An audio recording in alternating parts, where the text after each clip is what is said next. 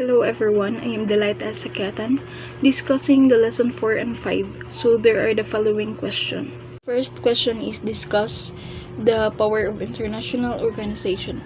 International organization refers to the group that are primarily made up of member of states. So there are the three power of international organization.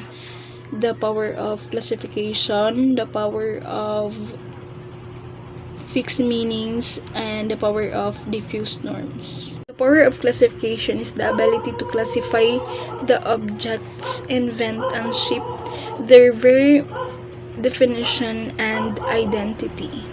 Power to fix meaning, it is states, organization, and individual views of international organization as reputable of sources and information. And lastly, the power of diffuse forms. They are the missionaries and shape the state's practices by establishing. The second question is discuss and differentiate comprehensively the organs of United Nations.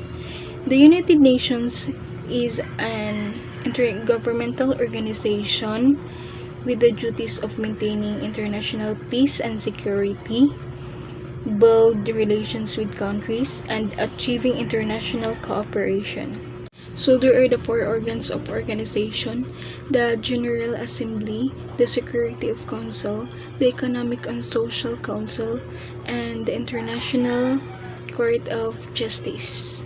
The General Assembly, it makes the international peace and security decisions.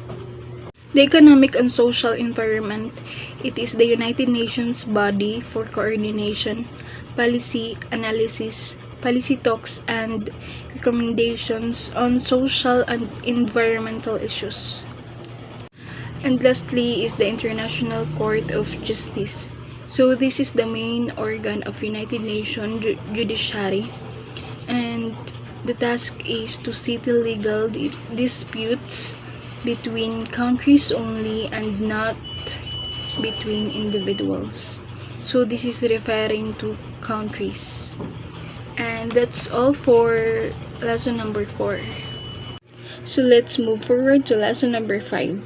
First question: discuss and differentiate comprehensively state regionalism and non-state regionalism.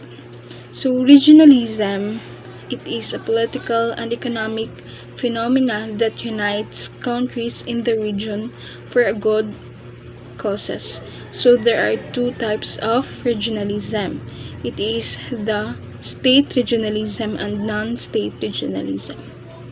State regionalism, it is an international organization in the region whose members are the representative of the states, or it is referred by the formal project policy that promoted by the regional states. While the non-state regionalism, it is an international organization in the regions whose members are the ordinary people and not directly connected into the states. So these are the differences between the two. Second question is discuss individually and comprehensively the NATO, OPIC, NAM, and ASEAN. NATO, or North Atlantic Organization, it is an example of state regionalism and established by Cold War for military protection purposes. The next is OPEC, or the Organization of the Petroleum Exporting Countries, and this is also an example of state regionalism and established by oil and exporting countries to protect their resources. The last is ASEAN, or the Association of Southeast Asian Nations, was established by August 8, 1967 in Bangkok by the original member countries of Indonesia, Malaysia, Philippines, our country, Thailand, and the Singapore. And also it established to boost economy. But today the focus of ASEAN is the political security, economic security, and socio-cultural integration.